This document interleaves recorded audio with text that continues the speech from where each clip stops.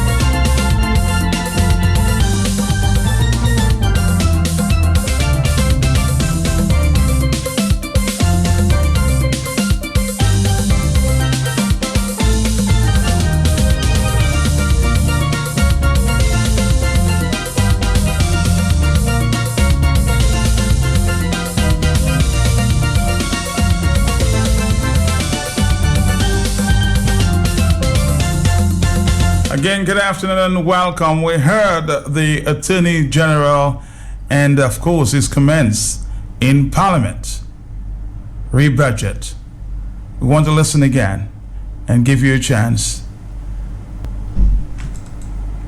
Madam Speaker, the Leader of the Opposition in his presentation, or his response to the budget presentation, if I understood him correctly, was repeating something that he has stated outside of this House, somehow asserting that the opposition should be consulted and given an active role in the preparation of the budget. It is somewhat astonishing to hear the Leader of the Opposition articulating that view. Of course, it is always open to the Leader of the Opposition, as it is indeed to any of our citizens, to put forward suggestions to the government, or more directly to the Ministry of Finance, or indeed the Minister of Finance.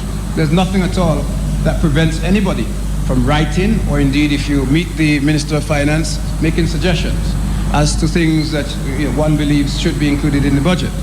But for somebody who is in politics, and somebody who one would expect understands the Westminster system, which is the system that we have in our political arena, to say that the opposition should be given an active and positive role in the preparation and determination of the budget expresses an astonishing lack of understanding of our political system. The Westminster system, Madam Speaker, first past the post is what it's called in some terms. Others call it winner take all. That's what it is, Madam Speaker. The government is the government of the day, and the government will decide what budget it needs to imply and impose so as to carry out the program that it has in mind for the term of office of the year that the budget covers. Now let's listen to the opposition leader.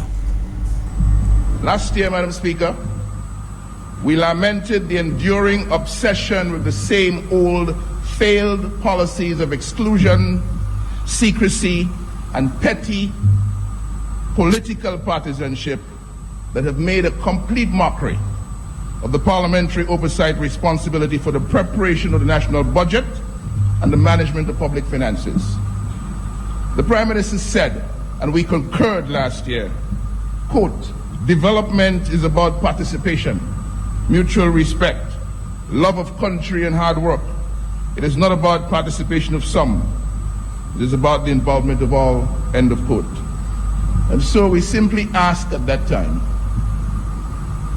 where was the provision for the involvement of the parliamentary opposition at stages in the budget preparation cycle where it can meaningfully contribute to the annual revenue and expenditure planning exercise? The answer was a deafening silence. Instead of addressing this, and instead of addressing other critical issues raised in response to last year's budget statement, 13 ministers of government agreed to be shut out of the budget debate by a prime minister with apparent aversion to constructive criticism and improvement recommendations. And so, yet again this year, Madam Speaker, we have a budget that lacks credibility. And it lacks credibility because, like the budgets of the past 16 years, it is not the product of an effectively anchored bipartisan mechanism to decide on and fund the growth and development priorities of Dominica. As the paramountcy of the Dominica Labour Party is being driven to supersede the authority of our nation's highest decision-making body, Parliament is being asked yet again to rubber stamp approval of a budget that is not designed and therefore will not serve as a tool to develop the growth and development fundamentals of the Commonwealth of Dominica. This budget purports to show how government will prioritize and achieve its annual and multi-annual objectives in a way that suggests it's all about financing new and existing programs. That is why it is so woefully short on implementation of fiscal policy and thereby impacting the economy as a whole. This is why it is so incurably inadequate in providing proper guidance for bringing plans and aspirations into reality.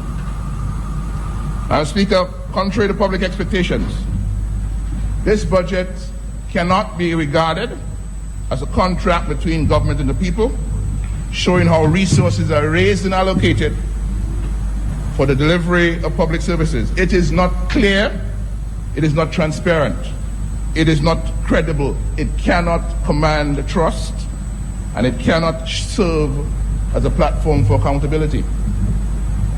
We recommended last year, and we recommend again this year, a budget formulation process that, one, presents budget outlook and budget strategy papers for better public understanding of the fiscal strategy that is driving the revenue and expenditure allocations. We recommend again a budget formulation process that uses sector working groups and ministerial public expenditure reviews to bring together input from ministers, parliamentarians, public officials, the private sector, civil society organizations, and private citizens. A budget formulation process that engages a finance committee of the Parliament, the Budget Office, and sector hearings to consider these contributions and transform them into action-oriented proposals for the betterment of Dominica. A budget formulation process that engages and estimates our Finance Committee of Parliament to review and approve the estimates of revenue and expenditure. A budget formulation process that promotes trust among citizens that government is listening to and acting on their concerns, has a plan for achieving worthwhile objectives, and will use available resources effectively, efficiently, and in a sustainable manner. And last year, we suggested that once Parliament approves the budget, allocations should be effectively implemented by the ministries and agencies of government to secure the intended development benefits. Revenue collection and spending, as authorized in the budget, must be subjected to proper oversight throughout the year by the Public Accounts Committee, the Audit Department, the Budget Office, and the line ministries as appropriate. Break with the tradition of pigeonholing the Public Accounts Committee into a primary concern with audited reports on government finances and empower it to embrace the discipline of oversight in real time. We have an empowering standing order for the Public Accounts Committee that is archaic and restrictive in the work of the committee. And I'm hoping that this is the year in Parliament when we go for change of that standing order and a scope of work for the Public Accounts Committee that will allow it to serve the public interest of oversight of public finances. Because, Madam Speaker, if we, as the budget last year suggested, we have to keep it real, Reports from the Director of Audit are backlogged 3 to 4 years, which condemns the fact to oversight of history, while live revenue and expenditure performance goes unchecked. And this is not good for government. The Public Accounts Committee is not about policy. It's not about reviewing policy. That's the purview of government. All it is interested in is how the sums budgeted for the good governance and the betterment of Dominica one budget year to the next are spent, and whether there are things that need to be improved. We cannot continue the practice of being silent on the implementation of budget allocations after approval by the Parliament. There must be periodic budget performance reviews that allow Parliament to note the trend of overall collection and spending, and prepares the Cabinet to reassess budget alignment with fiscal objectives and development priorities. This will mean budget execution reports, including in-year and audited year reports, which is full. It is time for integrated budget formulation systems and monitoring procedures that are coherent and are consistent across all levels of governance in the public interest. The IMF International Monetary Fund has its own concerns about the budgeting process. It wants to see structural fiscal reform measures to strengthen and support the budget process and its execution within fiscally sustainable parameters with a solid public financial management framework. The IMF wants to see a fiscal rule to support fiscal sustainability and to anchor the formulation of the annual budget and its execution, including a correction mechanism after deviations. The IMF wants to see a medium-term fiscal framework to overarch the annual budget process. It wants to see a fiscal strategy statement in the annual budget, including a multi-year economic outlook and fiscal policy priorities. The IMF wants to see improvement in the capital budgeting process, an introduction of program and performance budgeting across government by linking budget allocations to economic and social priorities and enhancing results-based budgeting. And so the parliamentary opposition is not alone in its concerns for much-needed improvements to the budget process.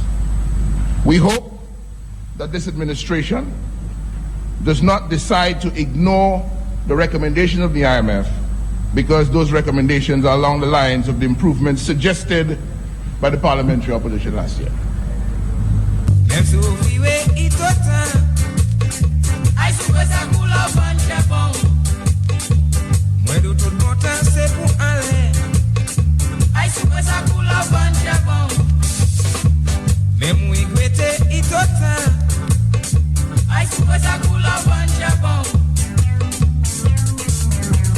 The members came to do something, let them do it and finish. I will tell the members one thing. These members have to learn to shake their bags where they sell their coals. And I'm asking the public out there to listen. What is going on in this house? The member stayed away for the whole afternoon. He came here and lo and behold, he left the house. He needs to be putting himself in a position where he can shake his bags, where he sold his coals, his 100,000 man march. And don't blame me. And I insist that these members must learn to shake their bags where they sold their coals.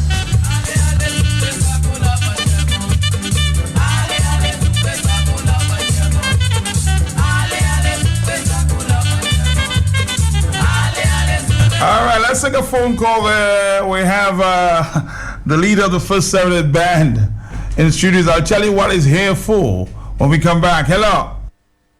Good afternoon, Matthias Peltier Jr. How are you, my brother? How are you?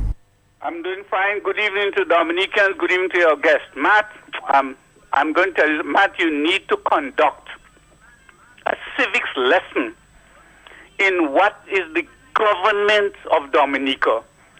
because it would seem to me that if ever there was a case that Levi Peter should not be the Attorney General of Dominica, he made it himself when he claims that the government is only made up of the majority party. The government of Dominica comprises the majority party and the opposition. That is why the Constitution requires him to consult with the leader of the opposition on major decisions. Matt, it is very disgraceful to hear somebody who is in the position of Attorney General make such a statement. Matt, I do not think a primary school child would have made such a statement. It is, Matt, the mediocrity that exists in this Dominica. This morning, Matt, you played a clip of some speeches. Mm-hmm. And if you remember, Matt, one of the things was the question of associating with mediocrity. Matt, this is what the present government side consists of, pure mediocrity. And this is what has reduced the country to nothing but mediocrity. Levi Peter should be ashamed of himself in what he described as the government, when in fact he's referring to the Labour Party. The Labour Party is not the government. The government comprises the members of the majority and the opposition. That is the government of Dominica. Good afternoon, Matt. Good afternoon. Let's see if we can play that for you again. Truer words were never spoken. The less you associate with some people, the more your life will improve. Anytime you tolerate mediocrity in others, it increases your mediocrity. An important attribute in successful people is their impatience with negative thinking and negative acting people. As you grow, your associates will change. Some of your friends will not want you to go on. They will want you to stay where they are. Friends that don't help you climb will want you to crawl. Your friends will stretch your vision or choke your dream. Those that don't increase you will eventually decrease you. Consider this. Never receive counsel from unproductive people. Never discuss your problems with someone incapable of contributing to the solution, because those who never succeed themselves are always first to tell you how. Not everyone has a right to speak into your life. You are certain to get the worst of the bargain when you exchange ideas with the wrong person. Don't follow anyone who's not going anywhere.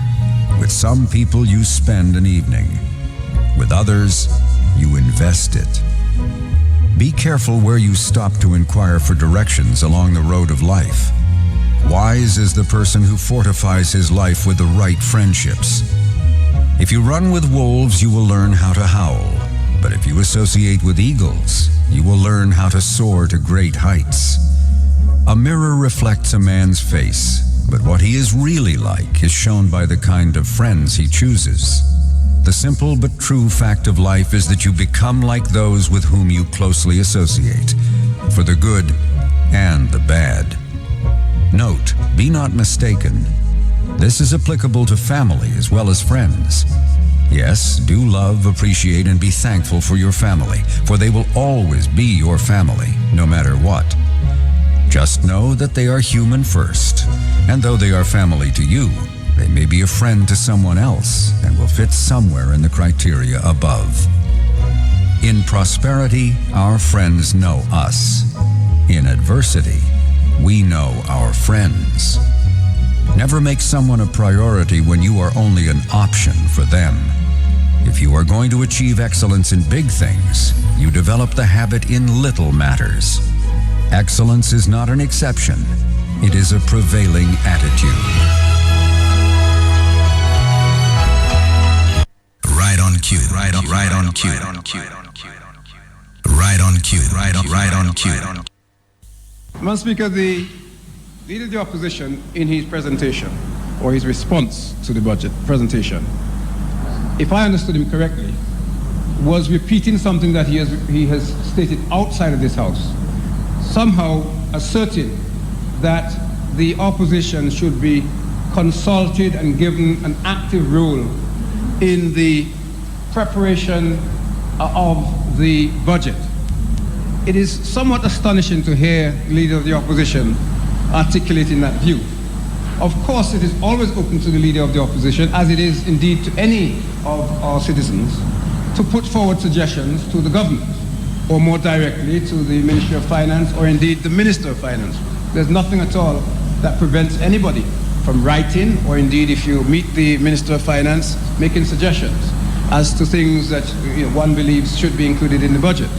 But for somebody who is in politics, and somebody who one would expect understands the Westminster system, which is the system that we have in our political arena, to say that the opposition should be given an active and positive role in the preparation on and determination of the budget expresses an astonishing lack of understanding of our political system. The Westminster system, Madam Speaker, first past the post is what it's called in some terms. Others call it winner take all. That's what it is, Madam Speaker. The government is the government of the day, and the government will decide what budget it needs to imply and impose so as to carry out the program that it has in mind for the term of office of the year that the budget covers. Sometimes you get the impression that, some of these guys don't think before they speak. Hello, talk to me. Matt Pelty, good afternoon to you, Matt. My brother. Yeah. Matt, I just want to say a few things here. And again, for the love of country, I want to advise Levi Peters that he is not a political attorney general, meaning that he did not contest a seat, and as a result, he was made attorney general. He's a public servant attorney general. And as such, Matt, Levi Peters must conduct himself in such a way, in his utterances and behavior in the House, in a way that is going to be beneficial to the Commonwealth of Dominica, not to the Labour Party, as he is speaking about, winner takes it all. So I want him to focus on that. And I believe if the gentleman really takes time off to understand that he's a public servant. And this is why I really believe that when government changes, unless you really cannot get somebody of high professional values and so on, you let somebody, an attorney who has, contested the seat or maybe, to be the Attorney General. So that because he's doing that over and over again. When is he going to learn? When is he going to stop? Because he is in the House to represent the Commonwealth of Dominica. So everything that he does in that House and everything that comes from his mouth should be in the interest of Dominica and not the Dominica Labour Party. That's the advice I want to give him this afternoon. Thank you, Matt. Thank you very much. Thank you. 1:30 is the afternoon time. Don't forget, I told you that the leader of the Serenade Band is in the house. We'll be speaking to him in a few minutes. Hello. Matt, good afternoon to you and your listeners. Yes. It seems the old speaker really have a problem with patriots who came out when the leader of the opposition called for them to come out. Because even in Parliament, she's saying, the leader of the opposition came into Parliament and he walked out and he go into his 1,000 match people. What does that have to do with the old speaker? We need to change that old speaker and put a speaker of value that will be balanced in the House of Assembly. When it comes for the Attorney General, I would like to recommend and I would like to present a pair of wooden glasses for the Attorney General, and that is for him to put on his brain, a pair of spectacles to put on his brain. So when he put that pair of wooden glasses on his brain, he will be able to think, because as your first caller rightly said, this is a man that's supposed to be speaking out for and on behalf of the people of Dominica. He is a public servant. He have got to understand that there is a difference between a politician and a public servant. His role is to ensure that things go smoothly and things. But the way this man speak like a politician. You can see this man need to go back to kindergarten. That's why I want to present this afternoon to him a pair of wooden glasses. So what I will do, I will come in this afternoon, Matt, present the pair of wooden glasses to you, and then you will pass it on to him, so he will put it on his brain, so he will be able to think before he speaks. Thank you and good afternoon. Thank you. I'm just getting some information that there is a landslide in the Bourne area there, close to Paddington, somebody says. Drivers are asked to be very, very careful. Okay, hello. Hello, good afternoon, Matt. Mm-hmm. Yeah, good, Matt. I want to first tell the Speaker of the House that if he wanted coal to buy, she should have simply told the Leader of the Opposition. I mean, she felt they came with empty bags and she didn't like that. Matt, that is the problem we have with this current-led administration. They tell us one thing on one side of the mouth, and on the other side of the mouth they say something else. They have been begging and crying for us to come together to move this country forward. Remember, after Erica, the Prime Minister put his hand on his head and begged the opposition leader to come and assist. Come together, let us come together. So what the Attorney General is saying is out of touch, is out of link with what the Prime Minister is saying. But he also talks about the Westminster system. And although he lived in England, it is shameful that he do not recognize / understand that we cannot follow fully and totally the Westminster system. England and Europe was fortunate to build themselves based on the sweat of the black man, of slavery. Small developing states like Dominica, we need to pull our resources together. So in preparation of a budget, it would be prudent that you involve the opposition to craft and